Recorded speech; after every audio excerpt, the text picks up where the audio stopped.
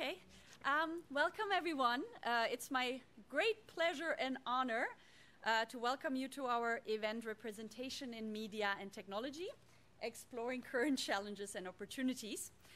My name is Andrea Weihrauch. I'm an associate professor at the Amsterdam Business School in the marketing section, and I'm going to be moderating this event tonight, meaning that I'll walk you through our agenda, tell you a little bit about our amazing set of speakers, and then later also moderate the panel.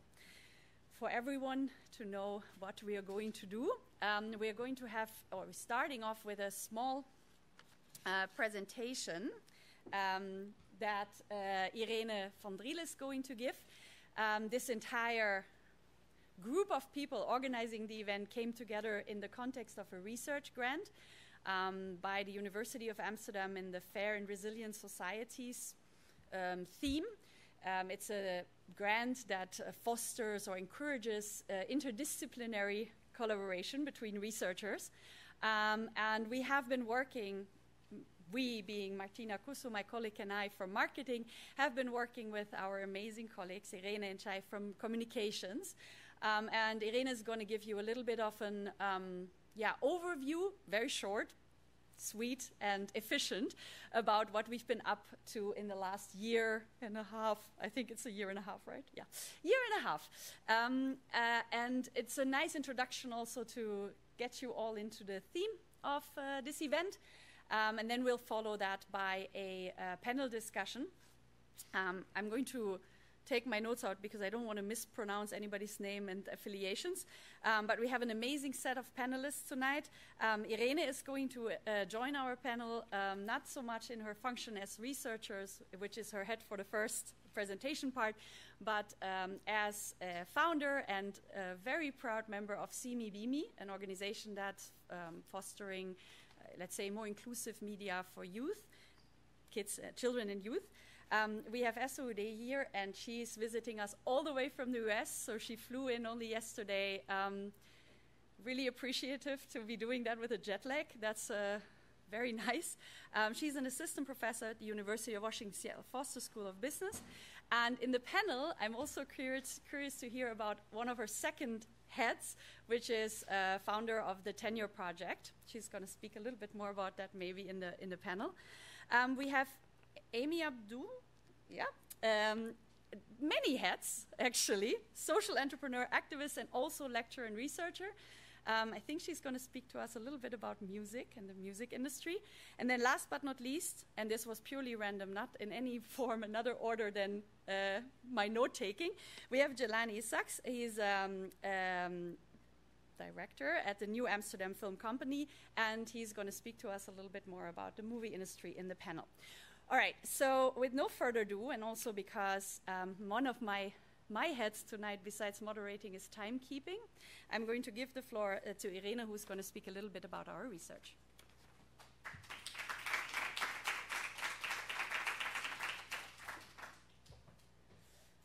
Okay, first I'm going to show off my technology skills.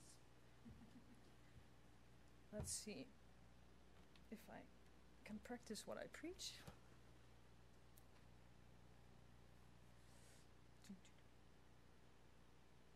Yes. So, the quick overview.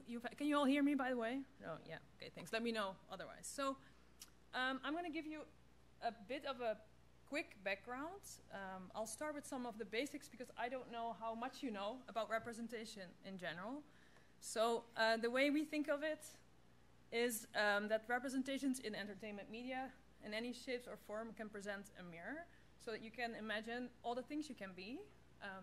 It gives a signal of that you matter, that you have a place in society, but also the things that you can become, the types of careers you can have.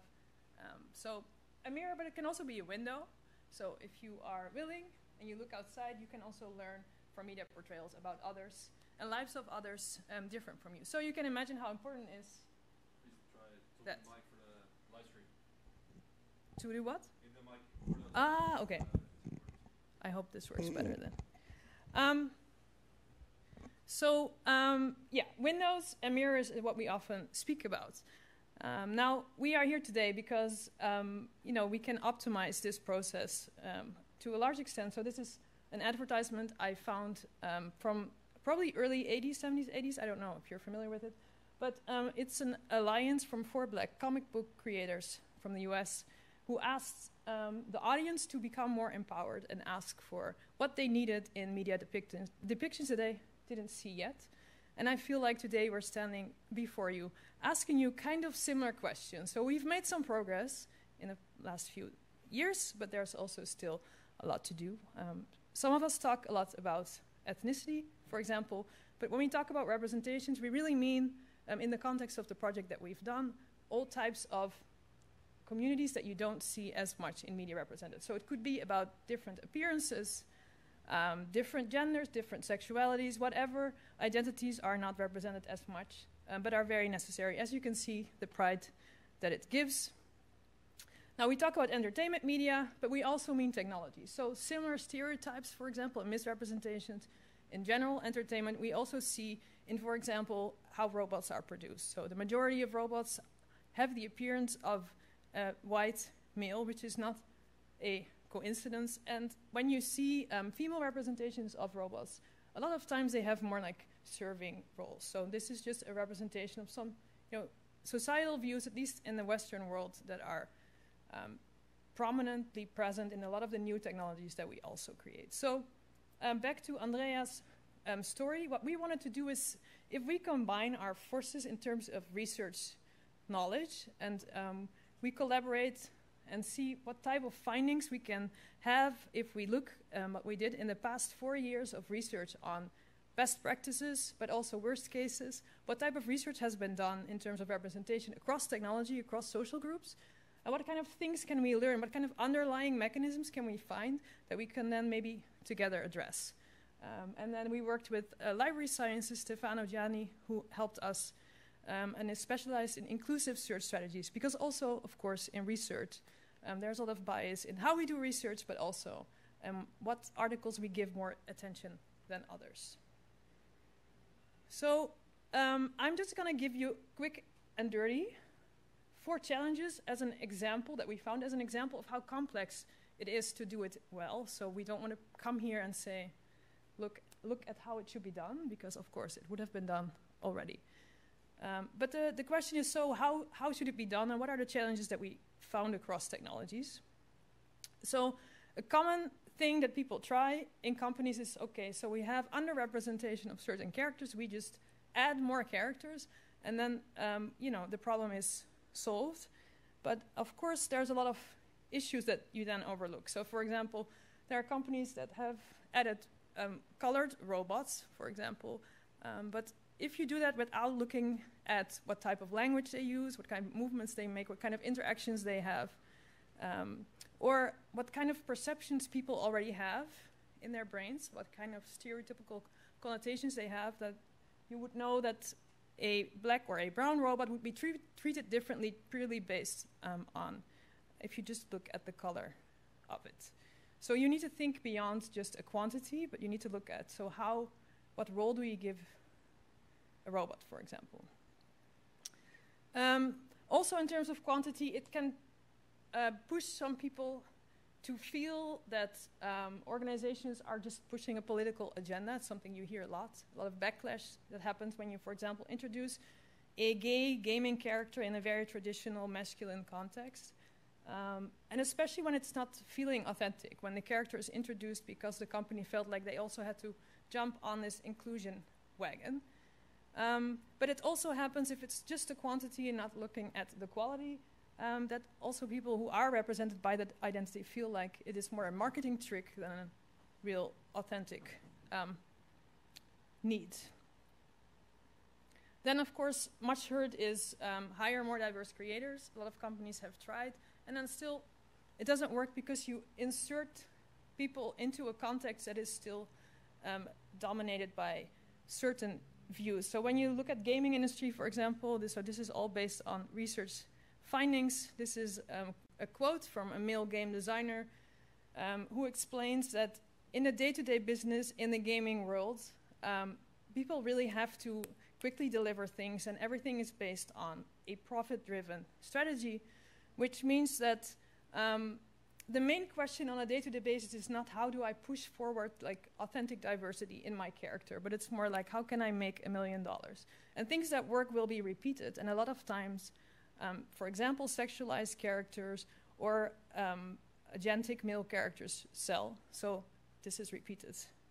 Another thing a male designer said is when they observe women who have entered the gaming industry, game designers, they still draw characters that are stereotyped because they also adhere to the norm if you have been introduced in a context where that is the norm.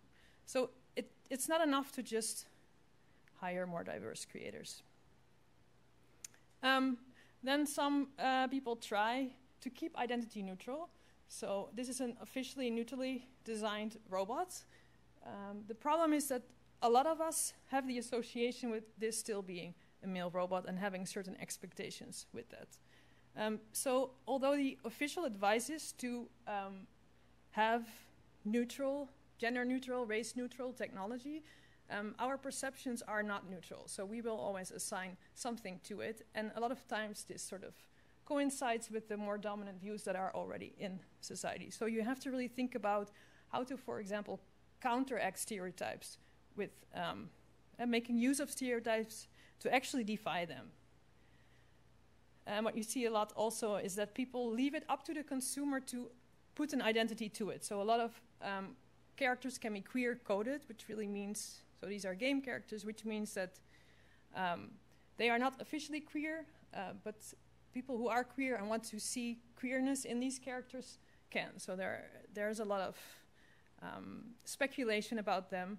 But if it's not official, it also still means that it should be kind of secretive, right? Because if we are open about it, there might be backlash. So there's still some inauthenticity there. And then my final note of the findings is a paper that talked about customization, right? A lot of people think, well, then I'll just open the floor to customization options and everybody can make their own character and then all problems are solved. But because also the customization options are still designed with a sort of majority mindset, a lot of times they don't include all the nuances in identities that are needed. So for example, the above two characters is the same person. So the left is a person with albinism, but she is also from South Asian descent. So she wants to have multiple characters that in different contexts can sort of have her salient identity at that time. And of course, somebody can use a wheelchair the one day, but not need it the next day because their physical disability is not a permanent disability. So these are all kinds of flexibility options that people need. Nobody really fits one binary box, right? So these options should also fit better with the needs of consumers. But a lot of times, these needs are not tested, right? They are asked, they're not asked, but when you do, you will find all these nuances that are needed. So some of the opportunities that we found is that really it is a waste to think about the majority consumer only because a lot of consumers are changing, right? The demographics are changing and there's a lot of allyship that is growing despite that there is also more polarization. We really see that there are more and more consumers, especially young consumers who want to see more diverse stories, but also that there is just not anymore one dominant demographic. So more and more we are also changing in what consumers want and need. And the demographic of the consumer itself is changing. So that is important. And what we see that works in terms of authenticity is participatory design. So where you ask consumers to co-design, and then it really only works when they really have an important role in the conversation to co-create the identities and the stories that they want to see so that we can have the entertainment element present, but also the identity aspects that are relevant. So this is kind of the things that we see from papers. Of course, there's a lot more to it, but this is a bit the summary of some of the things that we found. So if you want to talk more during drinks, we can. But I think a second step we want to do is share beyond our knowledge and have a wider conversation about this.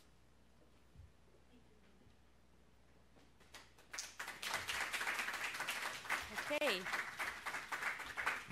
We deliberately kept it a little bit more abstract to give you guys all the opportunity to ask more detailed questions at the final networking.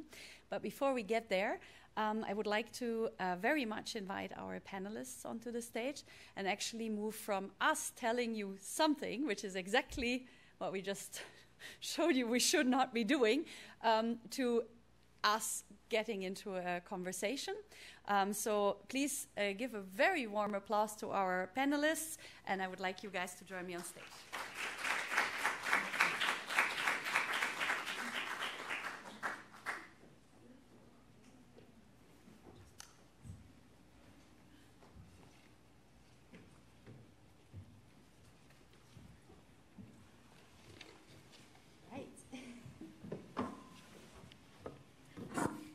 Okay,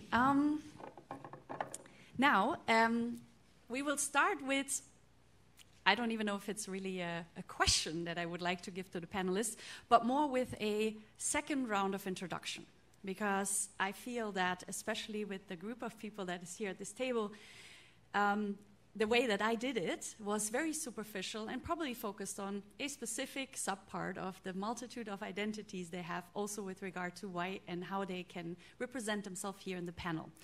And while doing the rounds of them reintroducing themselves, giving a little bit more insights into their perspective of representation in their respective industry, I would also love them to talk a little bit about, do they, I hope they do, but do they think that representation matters, and why exactly does it matter in the context that they are operating in? We'll just start by going from left to right, or in your case, from right to left, and I would love to give the word to Amy. Thank you. Thank you, Andrea. Is it? Keep trying. There we go. Microphone expert. Welcome, everybody. My name is Amy Abdu. I think to give context, I'll start by saying I was an entrepreneur before I was an academic. And I was also a musician. At the time I was an entrepreneur. And I think those two titles can be interchanged, although at the time I had my own business and I was working as a musician. And I never thought of being a musician as being an entrepreneur until I looked back on the whole experience and realized, like, at the time there were very few women on the radio. At the time I was really active, so we really felt like we were pushing a boulder up a hill. And part of the challenge was that if you reached out to people at labels or managers, they would always say, well, there's really only room for one. You know, so if you were, you know, a female artist and you were selling your product, well, there was already one, and we played her last Tuesday. So, you know, the spaces weren't really available. And that was kind of refreshing in a way, because it meant that we had to go another route. So we formed, you know, groups together and supported each other and created our independent labels and compilations of female artists and just did it all ourselves, because the other route was, it just seemed closed until it wasn't closed.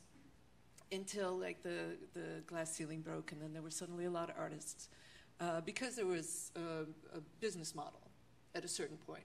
So there is always kind of a tipping point, but you know you're experiencing that when you're in it. So for me, like, entrepreneurship is kind of tied to that idea of doing something you love without a lot of reward. And I really want to celebrate that aspect of entrepreneurship still. So when I choose role models now in my class of entrepreneurs, I really try to choose selectively people who I think are underrepresented, but very much represent what, for me, entrepreneurship entails. So I'll kind of leave it there, and we'll discuss more as we go. Thank you. Hi, everyone. I'm Esther Udoihi, and so my research focuses on race, identity, and diversity. And so I have a lot of varied interests, and my path to becoming a marketing professor was probably not the most straightforward path. I started my PhD in organic chemistry, for example. But also I have quite a lot of creative interests. So I'm actually working on a few screenplays, for example, and one of my biggest passions is film. And I think that from a representation standpoint, the way I have connected with the world is through media.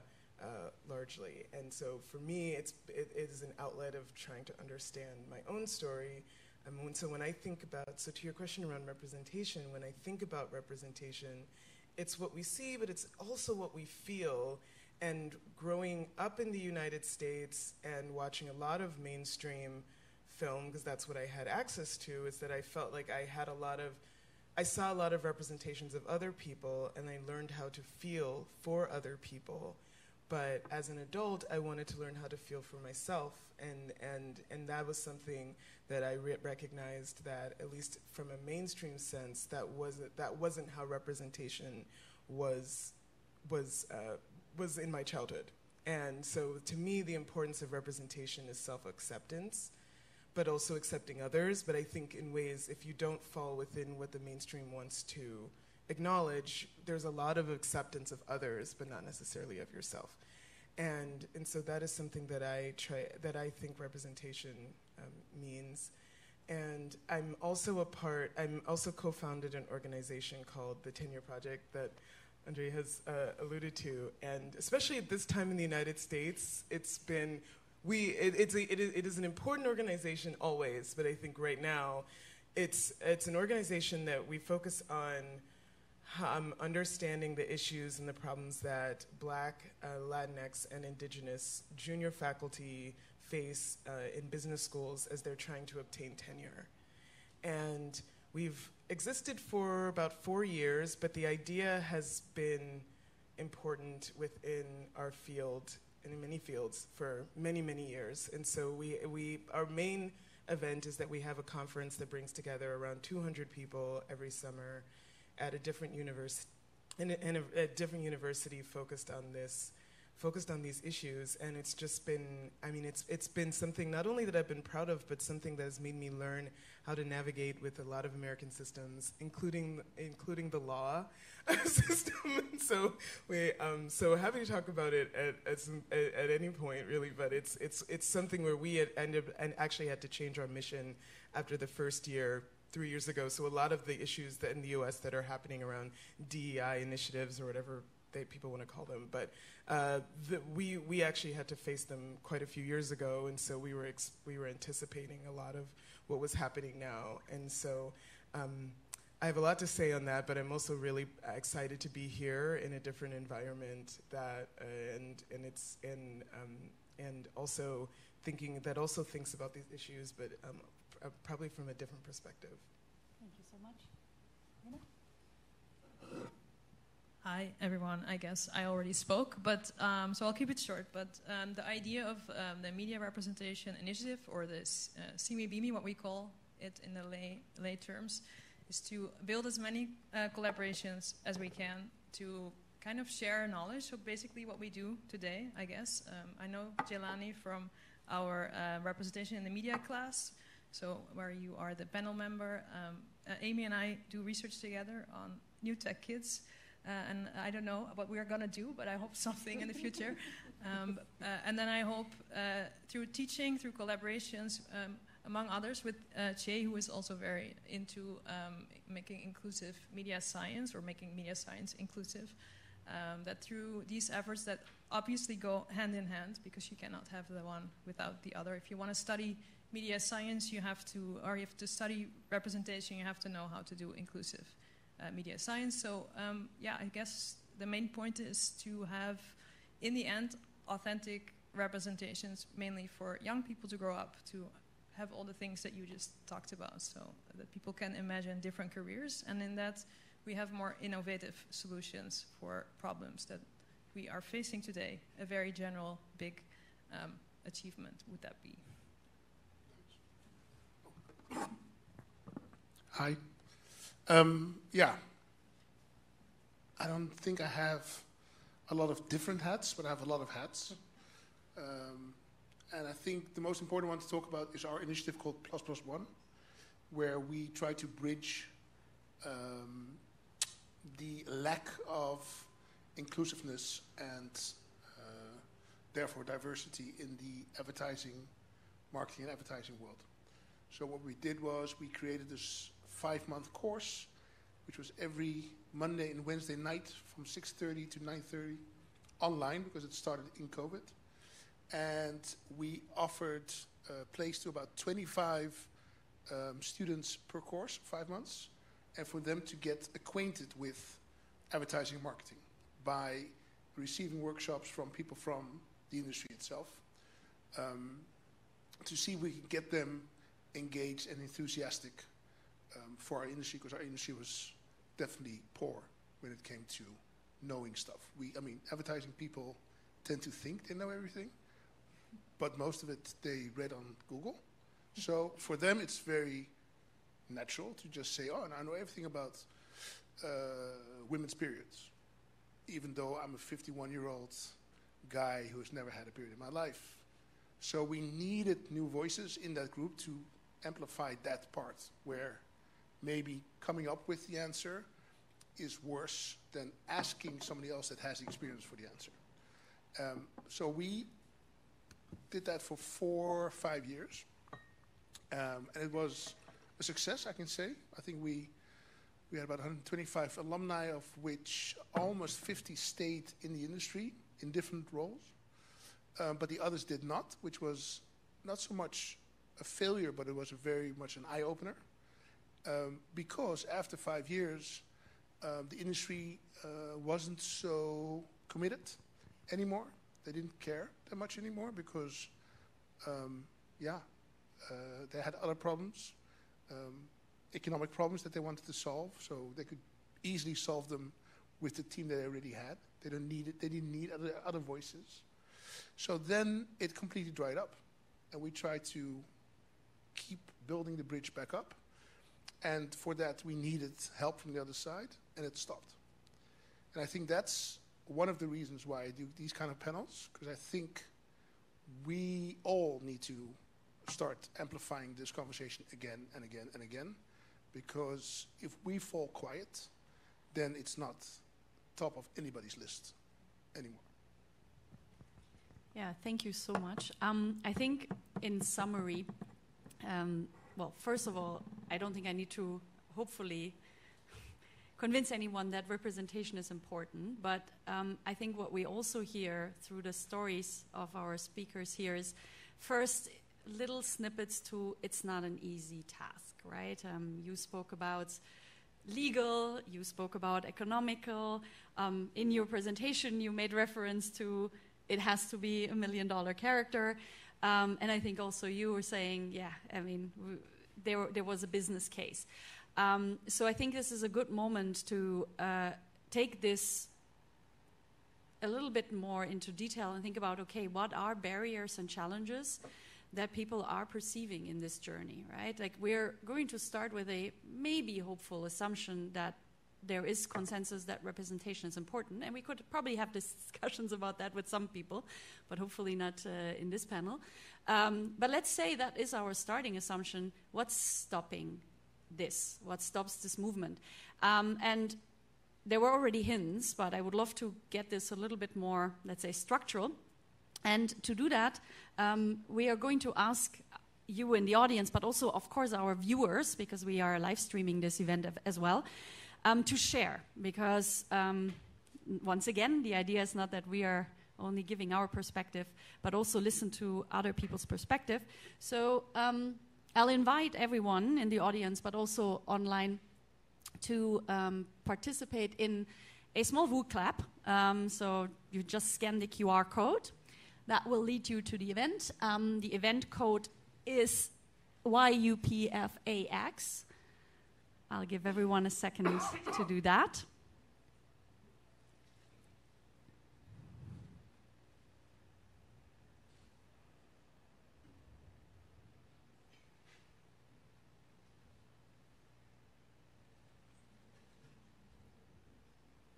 Everyone ready? More or less? Okay. So let me ask you, either based on experiences or also based on maybe stories, narratives, in parts of the stories that we heard here, what do you think are the biggest obstacles and barriers to move representation forward in industries like media or technology? Okay, bureaucracy.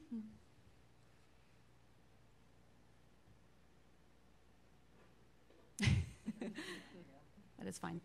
Profit seeking, yeah, for sure. I think that we heard that a couple times already. Money, misconceptions. Ooh, profit seeking became very big.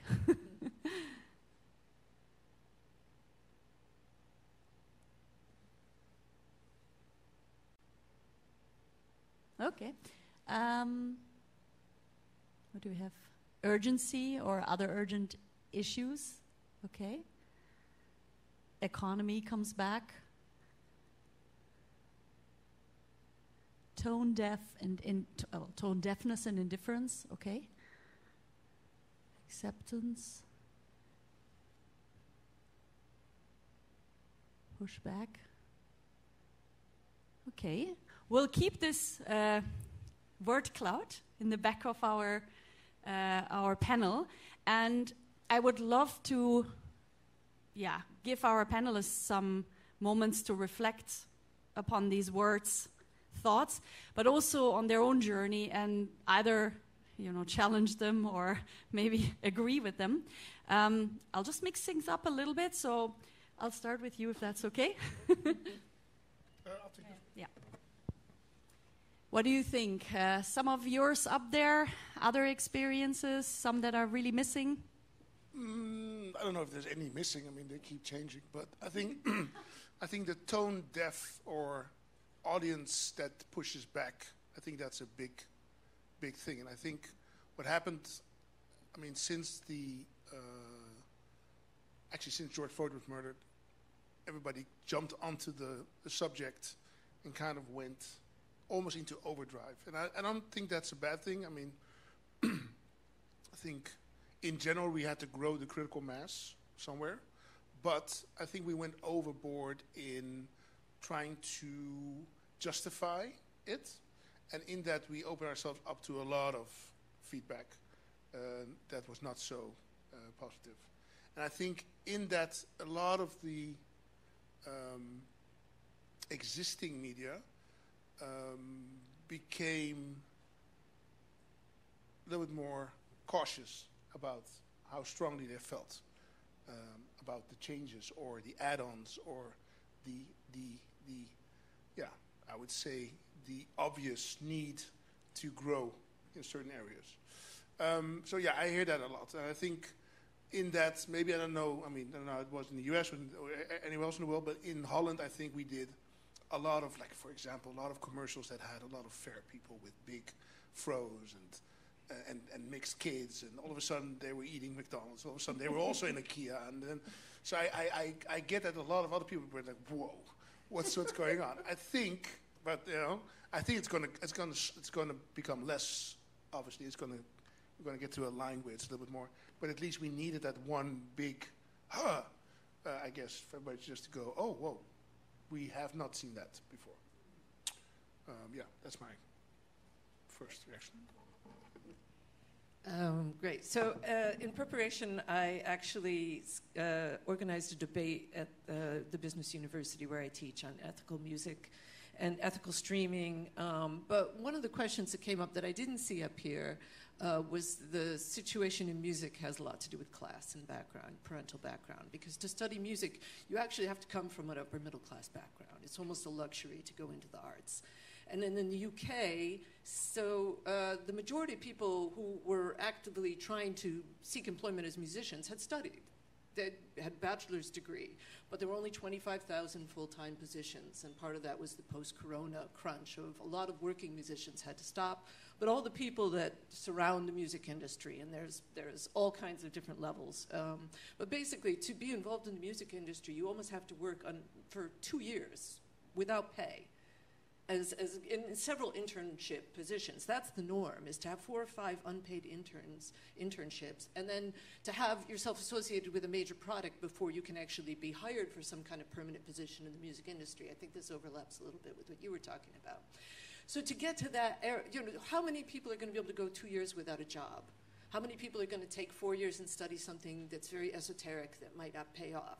You can already imagine the narrowing of the field there. It's mostly white men who are from privileged backgrounds who can stick it out long enough to have a paid position in the music industry, and those are the ones that are making the decisions that are kind of at the top of this chart. So even though it's not here, it's very much defining who gets to become an artist, you know. And I think that's one of the big barriers we're facing. So I'll leave that to Esther to pick up on.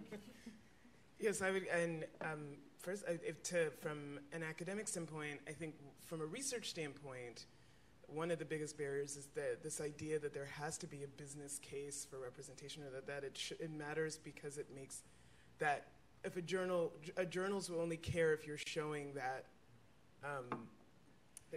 that representation helps businesses make money, and I think that sends academics down this like rabbit hole of trying to justify representation within a capitalist system that is actually trying to counteract that. It's like, who are we actually trying to serve if we're trying to justify representation to businesses? It's that there's other reasons to be doing this, and I think it's actually those reasons are more important and maybe actually lead to more a better understanding of what's needed, and maybe even resonates more, I think, with the reader.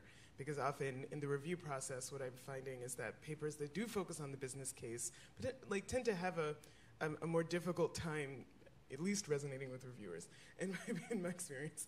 And so, but it is somewhat scary to also believe that you don't have to make this business case, especially if you're at a business school or you're studying marketing. But I think actually moving away from that is really important.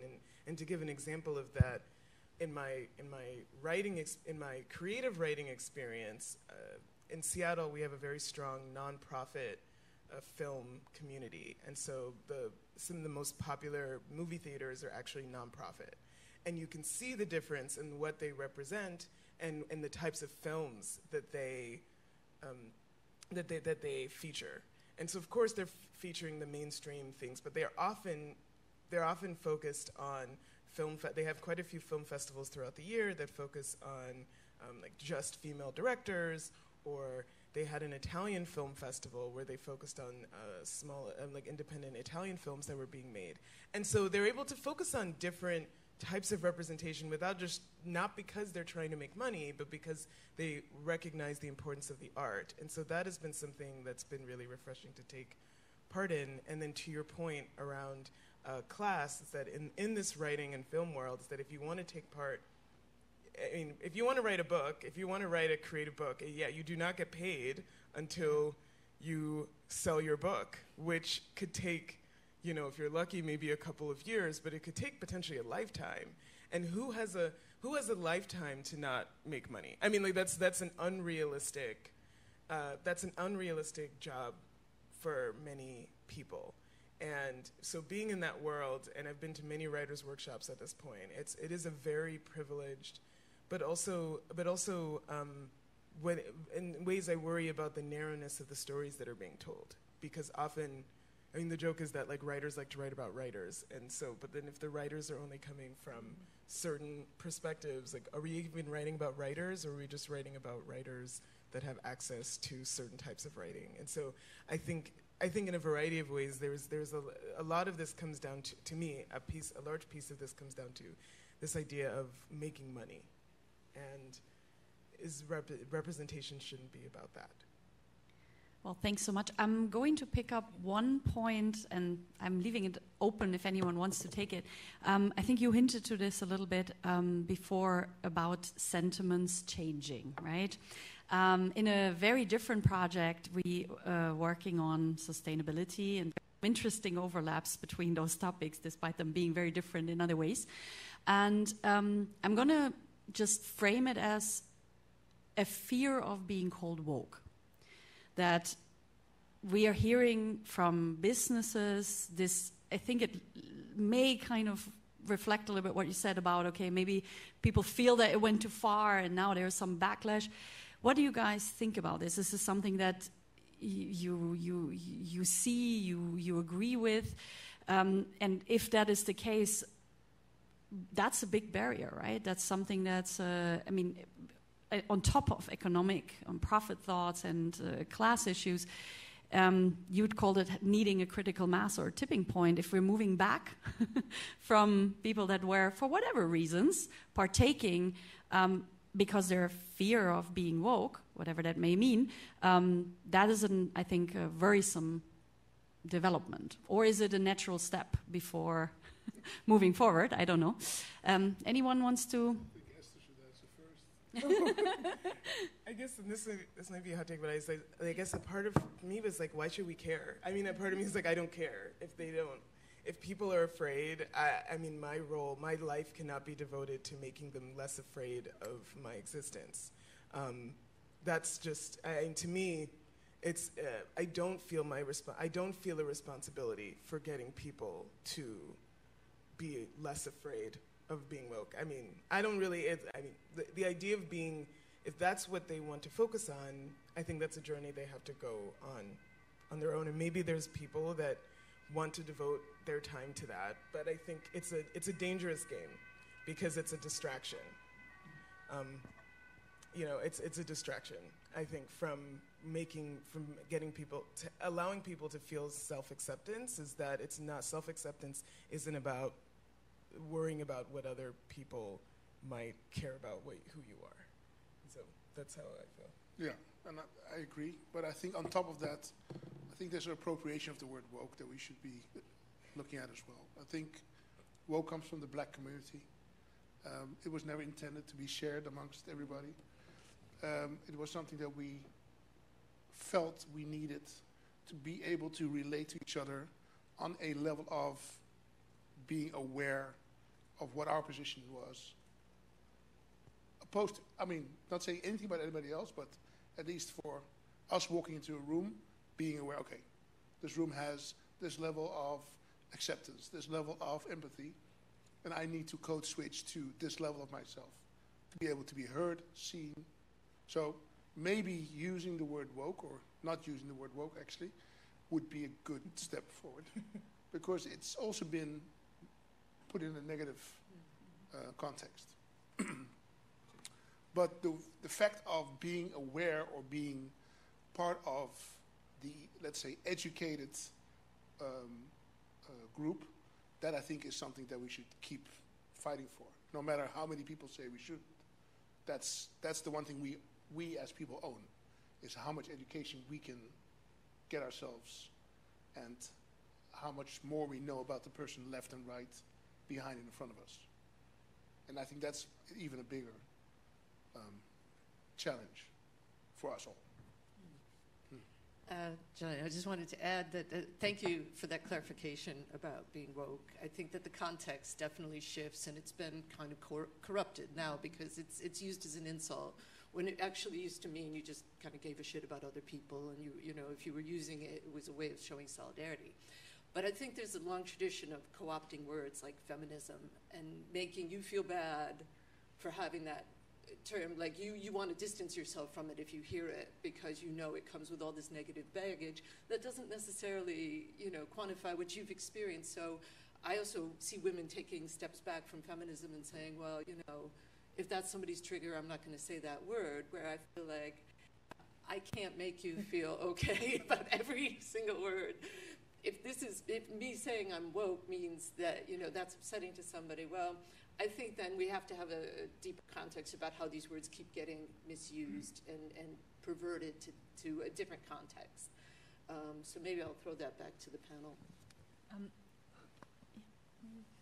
Yeah, I was thinking that some of the research that we saw in our project also showed that, for example, when a new game character is introduced that is gay, for example, when people have this political pushback and saying you're pushing an agenda on me, another woke organization, I think, and we don't know, but I think research will show that is a smaller group of people that is very loud.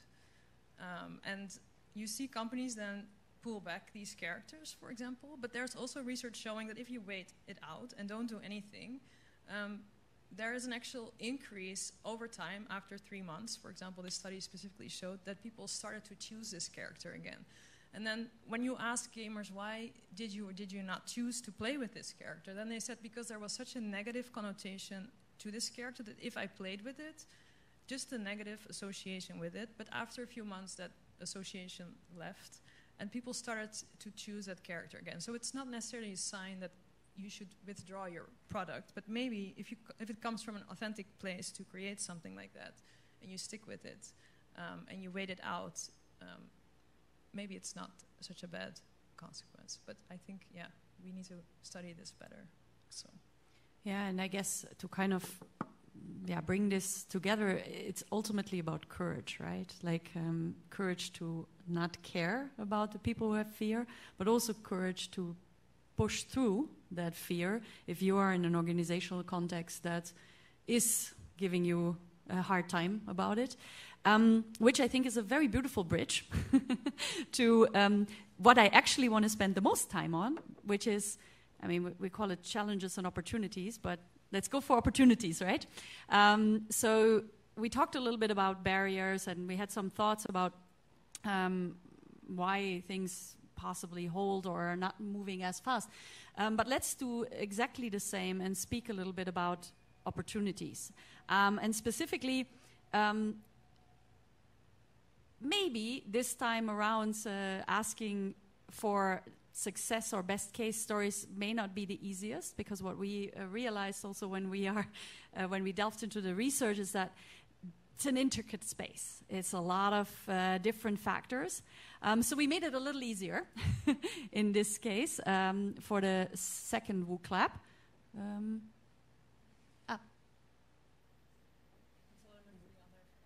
Okay. I cannot see the options, I guess. Okay. Sorry, I thought there were options. Okay, so what do you think should be the first concrete step to change? Acknowledging that there is a little bit of complexity. And again, be experiences, very random assumptions, hopes. Okay, I'm reading Be More Open-Minded. Create. Quantity. Okay, grassroots initiatives. Nice, yes. Raising awareness. Solidarity. I'm in a very weird position to read that. That's why I'm cherry picking based on what my neck can handle. Openness. Yeah. Very interesting. Okay, perfect. We'll do the same. We'll keep it up there, and maybe something else pops up in the meantime. But I would love to, of course, again also hand over to our panelists, because some of these steps they have certainly done with their initiatives. And I would love you guys to share that, some of these, if it was successful, to what extent it was a successful way to tackle the issue, but also try to give people advice if you can. I mean, in a sense of like, hey, this is something that worked really well.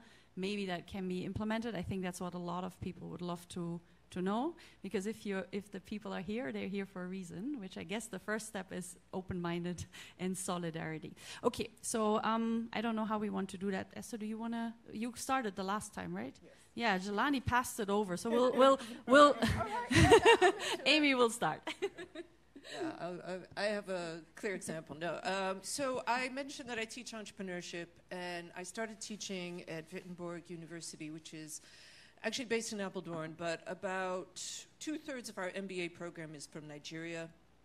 And we have a large population from Iran.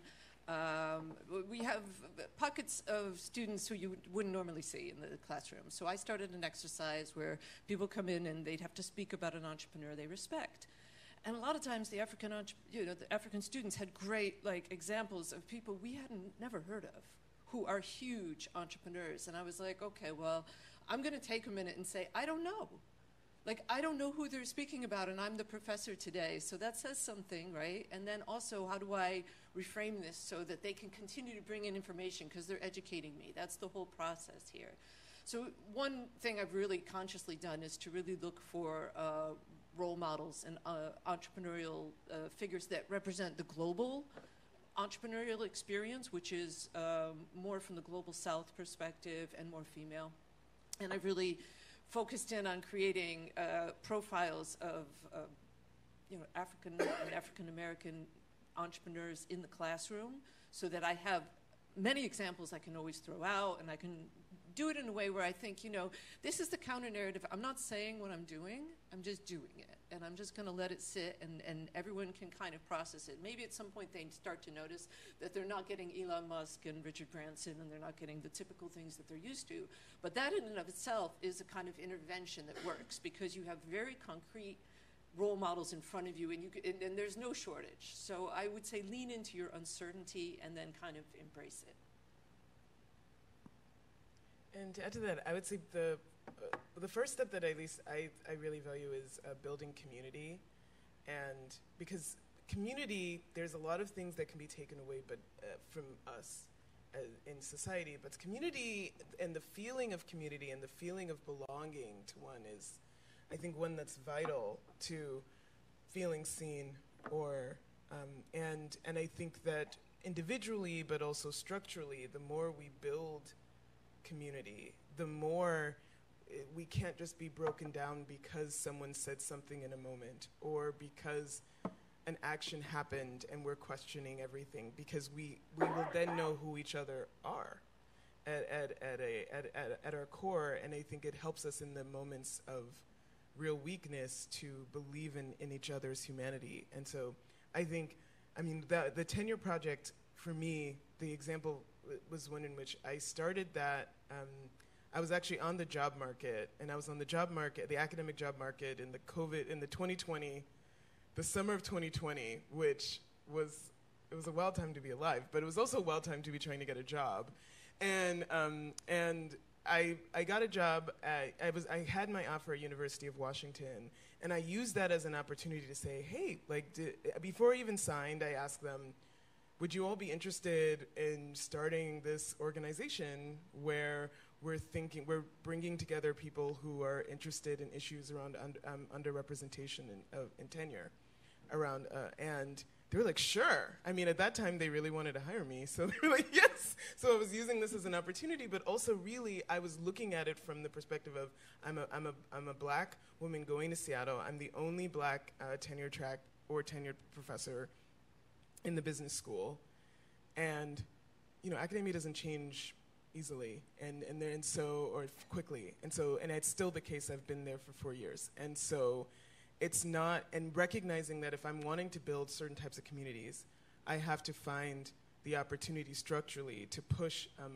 organizations that I'm a part of to support those communities, and through that, getting the institutional support from my university. Because now the tenure project is institutionalized within the University of Washington. And seeing my white dean and my colleagues who are not a part of underrepresented communities be a part of our tenure project community and understanding those issues was also a way of saying, look, we can actually love each other. We can also create something that isn't going to break because of any particular event. Because over time, we've built relationships that are built on our shared humanity. So I would really encourage you all to take, in the moments of courage you have, and the opportunities you have, to do something maybe you wouldn't have done. And I mean, now that the organization, the Tenure Project, within we now have quite a bit of sponsorship still, which is really exciting, and also it's. Even in this moment, we're able to really look back at 200 people strong and say, we've had something for the past several years that's not just going to be broken because someone decides that race is a no-no word, because community isn't. So.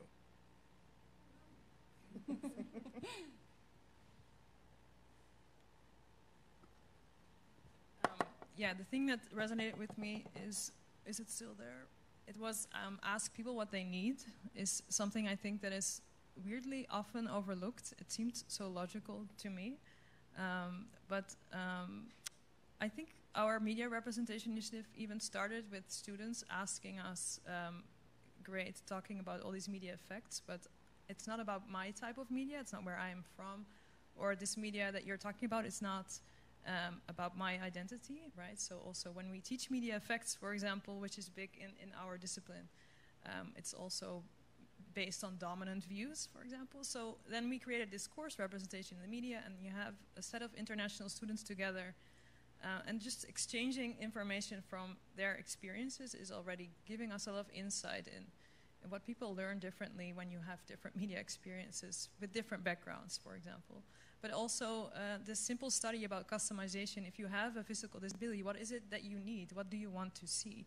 And actually, what I find so fascinating is that one of these participants said, okay, so finally I can customize my character with a visual aid, or it was a hearing aid, I don't know, but then, so the character could be customized and the hearing aid was the size of the person itself. So, right, so it couldn't be worn. Or like a wheelchair, okay, I have a wheelchair, but I can't fit in it. My avatar doesn't fit. So it's like, again, it's designed without thinking about who actually needs it. And if you don't have an experience with that, then ask people who do and what they need. So it seems so simple, but I don't think we do it a lot. Yeah, maybe following up on that, we are at the Faculty of Economics Business, we have a diversity inclusivity committee, right? And it also resonated with me because we had all types of beliefs, what we thought we were supposed to do in this committee. And then we started these D&I projects that are student-led. So the students suggest what they think would be actually helpful initiatives.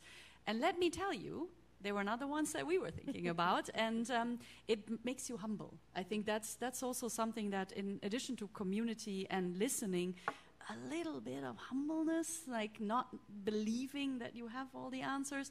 To me, it did that. I was like, oh, okay, that's a totally different agenda than the one we had. And I think it's useful. And I think towards the community part, I was trying to get this also a little bit more into the business world. Like, I'm trying carefully here, but there are some listeners that I know from organizations. But I think that is also really relevant in organizational settings, right? And it may not be within your organization. Like this event, like networks that can also be there for you if you experience pushback within your own environment. That can be extremely healing.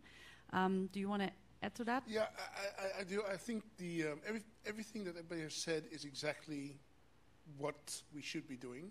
And I think on top of that, I think maybe there's a necessity for us to do it outside of our own bubble, because it's very normal and easy to speak in groups like this, because most of you agree with what we're saying on stage. It becomes more difficult when you have to discuss this in groups that are not used to talking about this, like the football club of your son or daughter, or that night in town with all your friends from college that come and left the city and came back from far away. I think that would be, and I've done it a little bit more pragmatic. So I do a lot of keynotes, but I also do a lot of panel talks where I get to introduce myself, and then my first slide is my rules of engagement. And in those rules of engagement, I try to trigger as many people I can in the audience. I want them to be as uncomfortable as I can get them, because only then I feel that they'll speak the truth when I say, am I really accepted? Do you really see me? Or do you see the version you want of me? Or, so I think for you to go out and talk to others about the same subject would be a good step towards change. Because I think, again, we need to grow that critical mass. And the only way to do it is to talk to people that don't feel the same as we do. Yeah. I really like that also, because I think there is self-efficacy in these recommendations, right? Like, these are things that can be done. Because a lot of things that we found in the literature kind of lean towards the need for system change, systematic change. And I think we can all agree that would be wonderful. You spoke about integration of some goals in capitalism, and I think that is something that keeps coming back. And while that is relevant and probably very necessary, there is a certain lack of self-efficacy that individuals may feel or even have. But if there was a world of rainbows and unicorns, I would love to end, because we're almost at the drinks part, which everyone is excited about, with you guys thinking about, like, what would need to system change, or what are things that we would like to see. Probably we're not going to get rid of capitalism anytime soon, so maybe we don't go as far. But if you have thoughts about that, I would love to hear them. Sure. Yeah. I don't hate capitalism. I just, I think it's fine to be accepting of some aspects of capitalism that have empowered people, and I think that's the question is, how do you empower people from a disadvantaged position? And sometimes you can do that by teaching them business school like skills, you know, like self-efficacy and entrepreneurship and stuff like that, but you have to prepare them for the world in which they actually live. So I think empathy is like a really important skill that I try to practice also when I'm dealing with people I don't agree with, which is all the time at business school, really. I have lots of students that, you know, we are ideologically opposed, but here we are together for 8 weeks, so we might as well communicate. And then I have to be really aware of my tone and my reactions to questions they may ask, not knowing how those questions might sound. So I would just say as a takeaway, like as a final note, empathy has been my kind of guiding force, and it's really paid off in like wondrous amounts. Like sometimes you end up having a conversation with somebody you disagree with, and there's a breakthrough, like, you know, and it makes you feel differently about the world, so.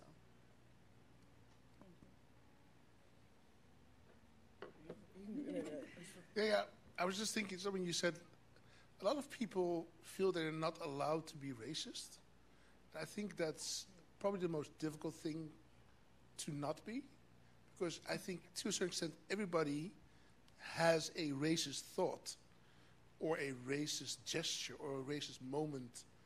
Probably, I mean, I can speak for myself daily, because you are so pre-programmed that you would automatically think a certain thing, and then maybe you step back and you go, oh, no, I gotta get myself more educated. But I think that's where the most difficult conversations start with, but I'm not racist. And I think, yeah, we could change that narrative for sure. We could say, yeah, it's cool. Now let me try to explain why it is you're racist. And then that might help also get somebody into the right, let's say, place to talk more. You know what I mean? I don't know. Maybe. Because the question is around system change. What would be useful for system? I'm asking. What would be useful for systems change? Yeah, I mean, I agree. I think that there's figuring out who's racist and who's not is a huge distraction, and I think maybe one of the first steps in systems change is like recognizing what those distractions are, because a lot of things have already been done at institutions and often get stopped because people either get distracted or the system itself wants to distract. And I think one of the biggest ones is focusing on who and who is not racist or whatever that may mean. And it's like, does that really matter? No. I mean, and it doesn't, and racism and morality, the idea of what, and focus, I think morality is also, it's like, to me, it's like taking away the moral case for this as well.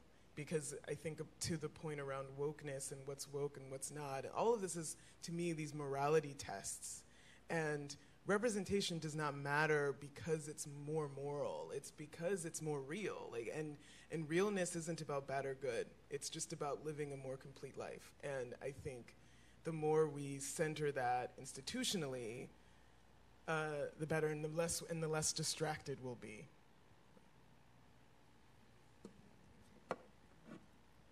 I mean, it's such a big question that I have a million things I want to say, but something that kept in mind also from our research study is, I also don't hate capitalism, but I think if we could move to more value-based design, for example, there are some beautiful examples of, designers who included people from different Native American communities into their, this was US-based, of course, into their design, and the shifts that happened, if you do it in a way that that they really have a participation in it, the whole worldview became different. And so it was more about the whole game a video game became more about collaboration, for example. It became about taking care of the world. It's like views that if you make that in a Western-dominated thinking, you would never even think to make that the focus. And I think if we could see that and be open to that, and also maybe get evidence for how that resonates with a lot of a wider audience than you think, I think you could really use media to create more empathy. I found that very empowering to read, because it's something I would never think of, and it's the things that you can't see that you can't make, right? So that's why I think, to get a more diverse industry, not just the people at the bottom that leave again after 2 years because it's not fun to work in an industry that's not for you. But if we can be more open, but again, it's a dream because if it's still not there. So that's why I was hesitating. It's fine. I think we're allowing the dream for the final run.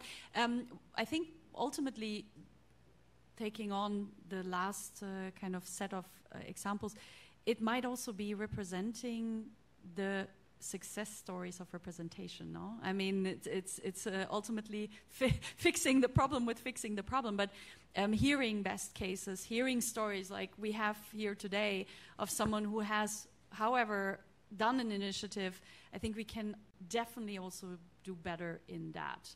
Because those are normally also not the stories that we hear. We hear about the ones that leave. We hear about the challenges. We hear about this was, cut down because of lack of finances. But there are a lot of amazing examples out there, some of them not as visible. Also because those folks often tend to be humble, which is nice, but problematic in that specific environment. So in that realm, of making representation, successful representation represented, I would actually like to end the panel discussion. I would ask the audience for a very nice, warm round of applause for our panelists.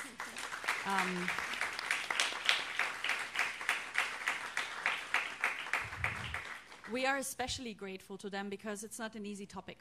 And exposing yourself to an audience that is, from all types of backgrounds, it requires courage, but also it's a beautiful example of those stories coming to surface. So we are very, very grateful.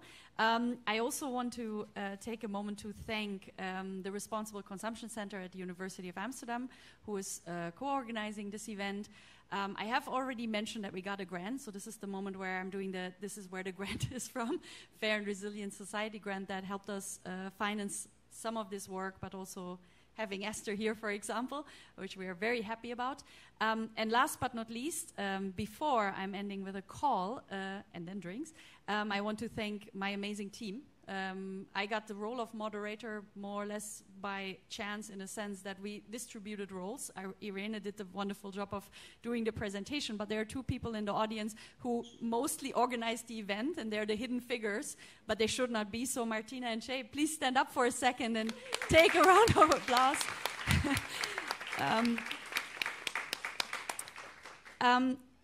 We have a last call to make. Which is we would love to stay in touch for the reasons that we've outlined. We are all researchers. Now we've done a decent job to have some folks here that are partial researchers, partial have other heads, but we would love to have more voices that are not research voices. So if anyone feels like they want to reach out to us to think about research collaboration, they have topics, they have questions, or even successful or very, very bad initiatives that they would like to talk about to us, we would love to hear that. We are also more than happy because, people work on incentives. We have a lot of good research that we've collected for this project. So, it's not that we cannot offer something back. There are some insights that we have to share. So if you feel that you would like to stay in touch, or if you would want to talk to us further, collaborate, we are more than open to do so. We're hoping to keep this grant alive and hopefully expand it. So with that and a call to collaboration, which I think is a beautiful end to the whole discussion, thank you very much and enjoy at the right side. Well, wait, now you all lean to your back. In that corner, there are drinks and snacks for you. Enjoy and hopefully network and speak a little bit more to everyone. Thank you so much. Before ending completely, If there's any questions that you have to the speakers, if there's anything you would like to ask them, please do so over the drinks. They are happy to talk. We didn't have the time to do the formal Q&A, but I think it's probably maybe even nicer to do it over a wine. So thank you very much.